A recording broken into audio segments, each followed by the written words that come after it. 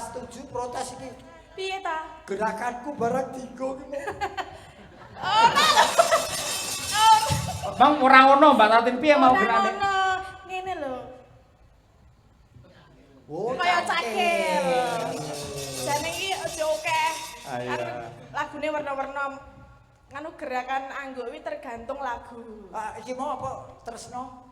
Tresnawati. Wah, situ diganti Tresno Tutik itu lah. Isa. Nah, Tutik. Oh. Masih ki ndek sapa? Mbak, kok iso diarani anggo sebabnya piye? Karena mengangguk-angguk. Lah iki angger isu ya do ngangguk-angguk doan. Ya aku gak tahu di kenapa dijenengi angguk, tapi ana sing jenenge nang kono iki liyane angguk iki apa, Bude? Dolala. Dolala. Oh, nek dolala kertas. Dul. Jajal kaya ngopo. Padha. Gah. Aku kepengin ngerti ya. Ora lho, angguk iki carane Kulon Progo, nek dolala kuwi carane Purworejo. Aku dolala rung tau ngerti kuwi dol-dolan aku ngerti. Oh, lambene kaya palang. Ya itu sedikit aja ya. Ya. Oh, kepinteran diimit-imit. Tapi lho kowe mau kocok. Aku arep dadi tenan ning nganggo kacamata kuwi to, Bata. Wah, anggoe ngangge dadi to, Pak ya? Iya. Dadi kaya anu ya, kaya jarenan ngono ya. Lho, udah gulung. Ben percaya. Kalau yang pakai kacamata hitam itu yang sudah dadi.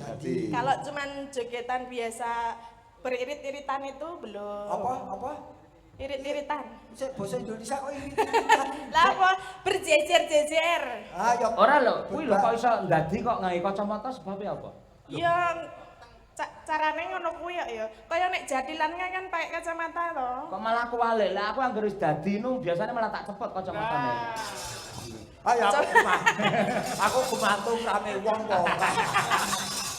Wong mau dadi iki ning salut sayang yo anggo yo dolala. Sekarang yang melakukan anak-anak muda dan cantik-cantik kabeh. Oh iya. Putih-putih kabeh. Kaos kaki anu ya putih. Pokoke sing penting wong wedok ayu nom. Yo. Yen ki raca-raca ngono ki jane lanang ya, Duk ya. Dulu memang lanang, terus anu perkembangan zaman jadi wedok. Somben ki ajar ono ki anggo.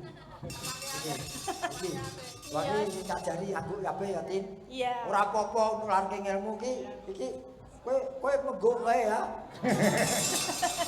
Anggo iyo akeh to ning joget megal-megal ngene iki tetep ana sing pagu barang ngono ki ya ono. Nek kuwi kobra, Badui. Kan beda. Aku seneng aku. Lah iya Biyen ajar Badui barang, Mas. Apa?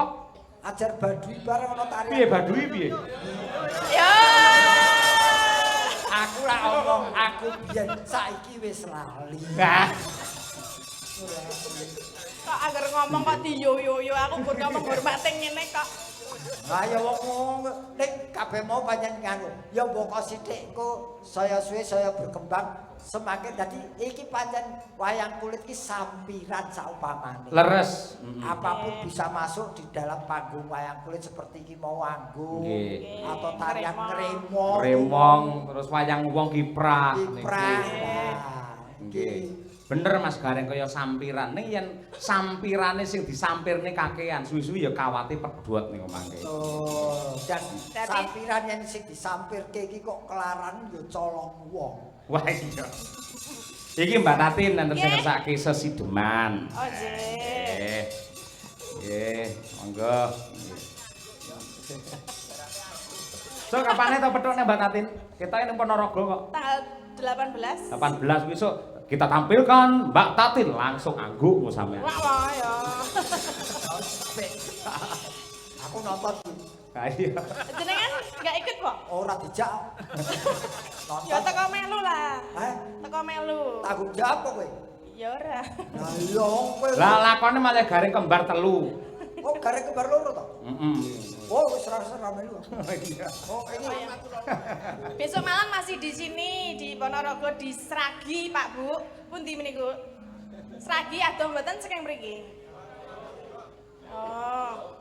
Ya mangke nek tesih kangen kalih kula mangke dalu ndelok kula nggih. Boten kangen. Aku ra bocah kok kangen ngomong. Aku ya gur melu kok. Oh, Mbak, bawa Mbak. Ayo Bawa bawa. ke bawah. Wiwit maneh. Dung dung dung. Tung-tung apa? Tak kira dipalarke. Anderek sang pake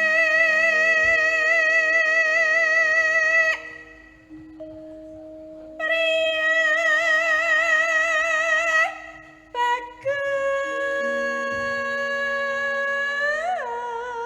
bagus. Nah iki gandrungane ning kene iki. Kang olah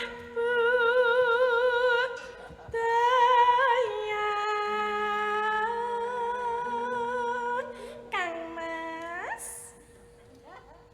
Wong wedok wis ditolak kok ngeyel wae. lah kula menika saestu tresna kalian panjenengan lho Kacang Mas Kacang lah kok tekan kacang atung bareng.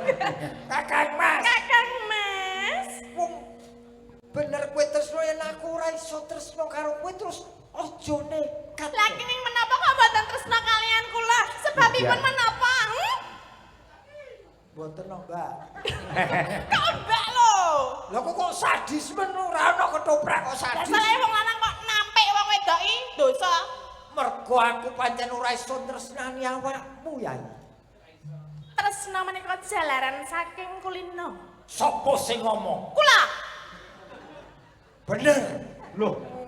Ra duwe adek-adek iki piye sing lanang? Lah kono getak wedi yo. Ora iso. Aku tetep ora gelem karo kowe.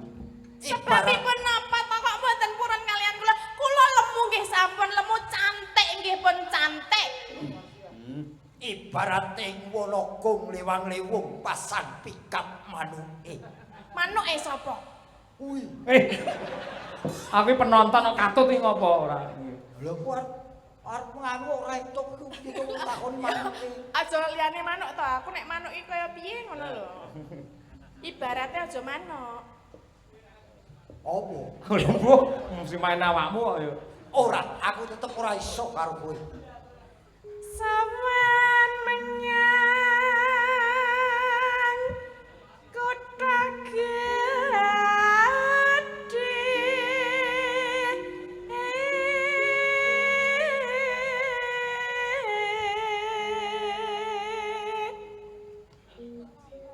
bendera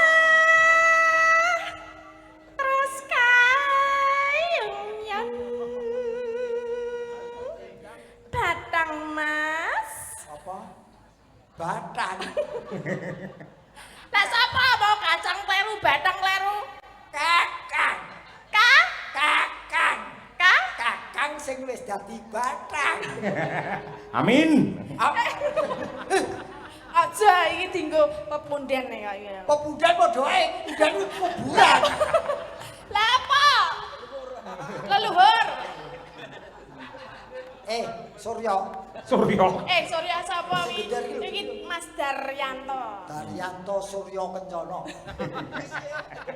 Wis biyen kuwi. Selendang kuning kang saking piye ta kok Ora tau nonton siswa kowe iki. lah piye nek Siswa kowe ngono ketoprak yo. oh terus aku nih Wek ngoyak. oh ngoyak aduh piye Kaya tabrak troton, Mas. Wong alon wae kok ora sawangen atiku wis kaya ditaleni sapu tangan. Tansah dadi tali katresnanku. Lagi ngerti iki jebul gulumu wis ditaleni. Tak kok gulu. Lah ki mau apa? Ati. Oh, ati to. Lah kira gulu. suara kurang apa man Ye ning wasesa ngungro Halo Pak Haji, halo Pak Haji. Astagfirullah. Sopo sing tak sandang. Aku kok kudu salat tobat. Nang apa lho? Sadurunge salat tobat tak tutuke sik yo. Salah nekat ora. Lah kok iki drama lho. Lah aku gur muni Pak Haji ngono apa? Sing haji ning kene apa awakmu tok ora? Yo ora ning yo aku kena to. Aku pengen dipangku kaya anu kan lho. Hah? Jenengan ki sikile sing siji nekok siji. Oh, bakoh Mbak Tatin. Biasane lek tengah mangku ning wayang wong dhek iki pancen biyen. Ayo jos. jajal, jajal. Sikile ki Jare kon mangku. sikile jengkang. Awak jengkang kowe ora jejeg kaya ngono lho. Iki ora jejeg ning liya-liyane jejeg. Jejeg apa? Delok. Eh? Delok. Ini lho Mas. Ini lho sing marake imanku goyah yo ngene. Aku lak yo suman-sumun slamet. Aku nek urung demok iki urung percaya. Aja didemok. Lah, Dedek bubuk ya. Dedek ora bubuk ning asline dedek layu. Bar tak sirami. Wah. Bar tak sirami. Ayo kene. Kene sun pangku. Ya, ngene. piye? Piye lek ngerti? Ora ana mangku bemper itu rai. Ndi? Lah kendi aku ki arep lenggohe kendi. Aku tak jengkeng mbek mutukno kene. Kene. Heeh, Ya. rai. Lah kleru ra weruh kok ya aku kan madhep rono. Angung romarang. Pati ndi? Pati. Mripate elek. Ayu lho bareng aku ndodok kok. Raine nang dhuwur. Yo aku lho kok jarekmu ku lho marani ngumpeti kok. Ya bati ireng apa? Maksude piye? Batike ora. Ayo. Kaya ngerti-ngerti ya. Angung romarang bendara. Teplek. Kok sing titik. Aduh, apa iki ta, Mas? Kowe mau Apa? iki Antarjo. Kok iso antarjo? Ambles bumi. Apa nih sing ables? Iki drama ki ora ono kok tenanan, anggang-anggang. Oh ya, anggang-anggang. Ya anggang-anggang. Lah ya Anggang-anggang wis keyi. jajal rasane apa ora? Tiasulestia. Ya kepengin. Ora. Gendaran opo piye tambah 5.000 ini. Ora sudi. Picir ngincangake. Beh kok arep mik barang iki? Aja pas kene raine. Sing lepaske kowe lho. Kok apa? Lho wong aku kene iki ora munggah ora mudhun. Lho delan. Lho pas dhewe ta. Ya, Reng. Salahke lho. Wong pancen patrape ora tau nonton pergi wong Gatot Kaca ya ngono kuwi. Ya, ngono. Ning Nun Sewu lek pas jengkeng ngene Nun Sewu, jenengan pas Suryane ngedepe rono, ora kok rono. Maneman. Ya wis lek angel dilekne Pak Haji. Wis kono lho. Jane aku ki yo ngerti yen dosa ning wong rezeki.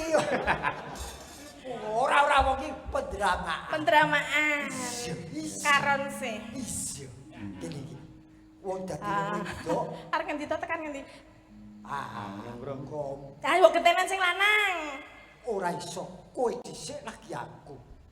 Hah? Nek sing lanang sih? Kondisine piye? Enggak apa-apa, yang penting enggak layu. Oke. Layu dites ae. Ayo tak selentik emang. Apa lagi dong? Angung rom. Ngrom. Marang bendara. Kene kowe apal kok kowe dhewe. Aku malah Coba. ngrom. Tekan ngendi to? Kono-kono. Ngrom. Angung rom marang bendara. Tiasulestia pijer ngincangake alis terus Wale. Kowe sing muter kok aku sing muter. terus tresno sesideman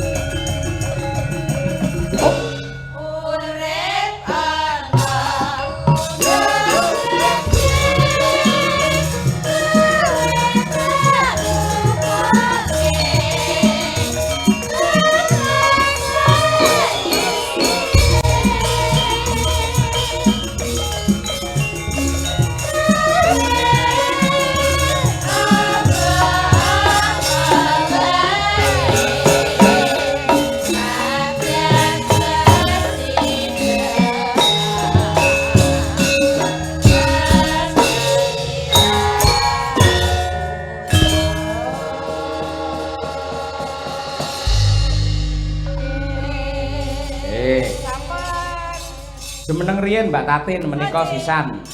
Enten pamundhut rengu bareng karo Nduk Pinong ya Nduk. Kang, ayo wah nong iki pemiru Oh, tebak ini dhewe kuwi. kan mau makan gaji buta lo ya. Santai malah rati toke. Enak. Iki karyanipun Eyang Suwargi Wangsa Subagya Tulungagung nggih gurunipun Genduk Winong ingkang menciptakan lagu Rengu menika Mas Gareng. Wah, nggih.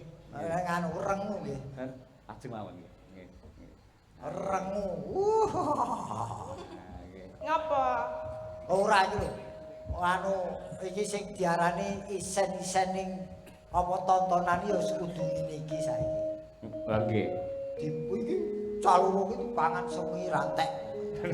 Kaya ngono dipangan, dinikmati suarane. Lah padha wae dipangan karyane. Wah iya nggih. Nggih.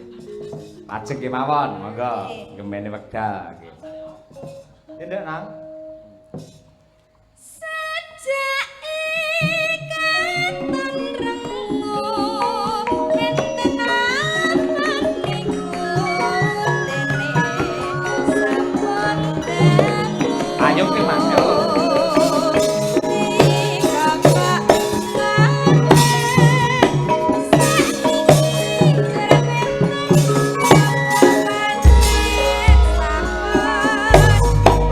Wes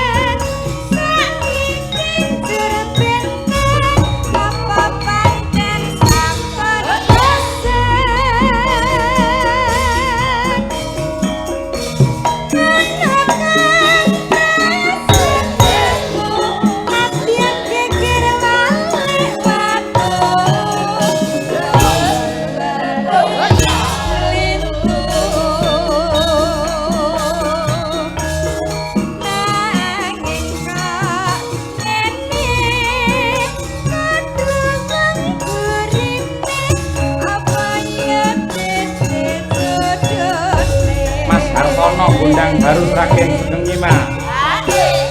Bebasan sakomo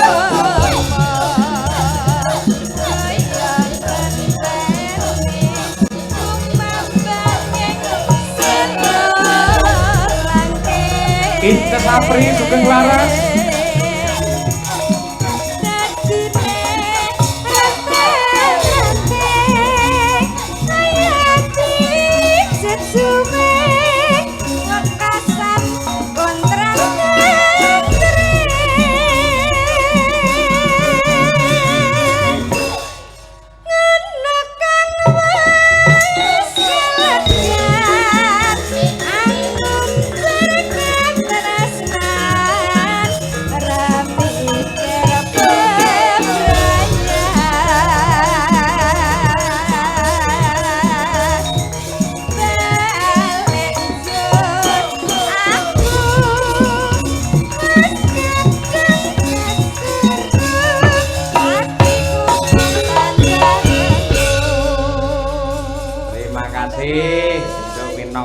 Tapi jan kemarin kebune gangsaran to. Suwe gropak kok gangsaran piye? Aku tak dang tak dung. Leng tak dung tak. Biar mlebune nganggo malah kuwi marepe. Ning kreasi iki yo jenenge iki mbak-mbak ngene pengrawite panjake Mas Yoyo ki akeh sing guru sing dosen. Wis sekolahan sedanten. Heeh, iki si Taslim ki yo guru iki Guru napa? Guru wilangan, guru lagu, mergo wira swara. Wira swara. Nggih. Iki apa do prai to bintang tamu kok do WA-ni kabeh iki? Sinten ta? Mbak Apri. Iki Apri. Mbak Elisa. Dari Klaten. Juga menyimak Pandalam. Pandalang ganteng dengan bintang tamu yang menjelang sepuh. Sapa iki ta? Kok aku lho? Ayo kuwi kok. Sapa nama kuwi? Inces. Inces sih lho. Menjelang sepuh dan yang satu bintang tamu galak dan endel mentel. Salam buat Mas Imam. Ora melu. Niki wae nggih do chat tenggen napa streaming niku antara Mbak Elisa sama Kak Inces itu. Oh iya teng YouTube tadi ana. Oh nggih. Iki Lah ngono kudune lah aku pas bintang tamune Apri Mimin sampean yo ngechat nang YouTube. Iki mau ana sing ngecet aku dalam ya ora mayang ana. Sapa? Pak Sukron Suwondo. Monitor. Monitor putrane. Heeh. Lan lakon iki lak sine kagungane Mbah Sukron lakon. Nggih. Sanggite barang. Wis sewa gamelan, sewa wayang, sik sanggit. Lakon, iya banyolan kabeh Mbah Sukron. Ono iso ora weweh ya. Ayo. Ono kok ora weweh. Ora ngekeki bapak. Lah kuwi wewe apa ya tak dudone awakmu. Ya, Wong wewe sing apik ya tangan tengen meneh sing kiwa aja nganti roh. Ngono kuwi. Oh ya, berarti ning pon weweh dereng. Heh? Pon weweh dereng. Urus aku kuwi dudu urusanmu. Piye mau tubuhmu tangan-tangan. Wewe.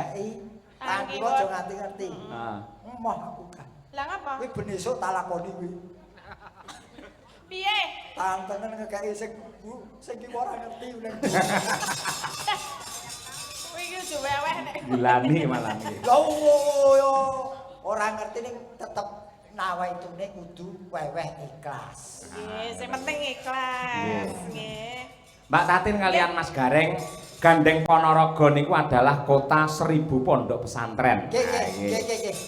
Lang rumiyin ugi ngaturaken salam sungkem dumateng para kiai pengasuh pondok pesantren mbabil khusus ing pondok pesantren Wali Songo Ngabar. Niku. Nggih, ingkang insyaallah benjang tanggal 1 Juli menika kepareng wayangan dalam rangka milad Pondok Wali Songo. Elingno aku wis suwe lho ora ditimbali ning Ngabar. Ning Ngabar suwe ora ditimbali aku. Iki digolekne bintang tamu sing urung haji bentang haji ngono lho. Oh, ngono. Berarti aku Justru aku arep netokke biyen kerep ditanggap ngono iso munggah haji. Oh, ngono. Iki pembuktian kudune. Nggih. Engko tak perjuangne. Aja mung perjuangan ya doa omahe Rama kok. Iya. tanggal 4 Juni nggih. Nggih, Pak. Nggih, monggo sedaya Kok ini muleng mawon teng Ponorogo matur nuwun dumateng para warga masyarakat Ponorogo ingkang kepareng tresnani budaya. Wah. Lah gandeng menika kathah pondok pesantren ngaturaken yang bernapaskan Islami. Apa ki Mas? Karya Abdi Solo Ki Haji Anom Suroto dalam lagunya Pepeling. Ya. Oke. Sing ngasto sapa ki? Kur. Ya Mbak Bir, Mbak Dian, Mbak Ova, Mbak Tuti. Ayo, Ya. mau nungguh terus ora ngadeg blas. Sapa? Ayo, iki Wis mau tak libat. buke salon barang ning kene ora nungguh. Ayo. Nggih. Wah ke Walodo ke melu ngadeg. Nyopo. Walodo. Kompeni ya rambutnya abang. Lah iya. Monggo pepeling lajeng kemawon tak kuntak. Yuk.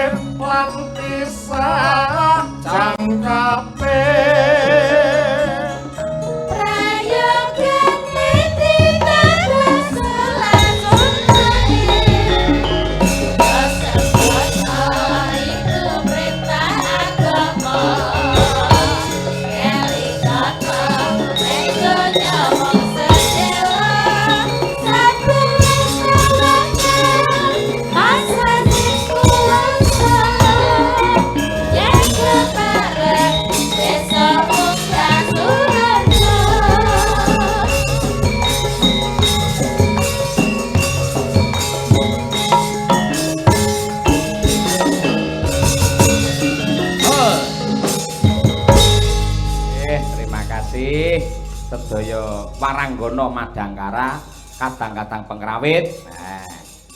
Mas Gareng, Mbak Tatin ngaturaken panuwun awit panjang kuyungipun wonten lepat lan klentu nyuwun agunge samudra pangaksami. Doa yang terbaik untuk Pak Lurah dan juga warga masyarakat Kemiri